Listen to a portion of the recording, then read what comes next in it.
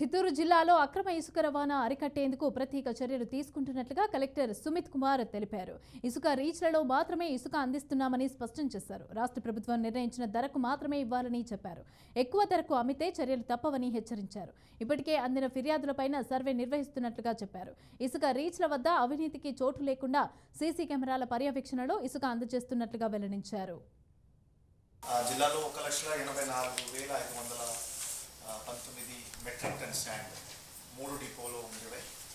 And last ఒక 45 రోజుల నుంచి ₹155 పర్ మెట్రిక్ టన్, అంటే ఒక ట్రాక్టర్ అంటే 700-500 రూపాయలు. ఇది ఓన్లీ ట్యాక్సెస్, అంటే ఇది కోస్ట్ కాదు. ఫర్ ఎగ్జాంపుల్ జిఎస్టీ పే చేయాలి, సీనరేజ్ ట్యాక్స్ పే చేయాలి, అక్కడ జేసీబీ వాళ్ళు ఉన్నారు, వాళ్ళు లోడింగ్ చేస్తారు. ఓకే, తర్వాత ఎన్వైరన్మెంటల్ ట్యాక్స్ పే చేయాలి. ఇది ట్యాక్సెస్ అంటే ₹155 పర్ మెట్రిక్ టన్. ఒక ట్రాక్టర్ చూస్తే ₹705తో పాటు ట్రాన్స్పోర్టేషన్ కాస్ట్ కూడా ఫిక్స్ చేశాము. ఇప్పుడు మేము ఈ నోట్స్లో మీకు షేర్ చేస్తాను. So sand cost plus transportation cost fix చేసి 45 రోజుల నుంచి నడిపిస్తున్నాము.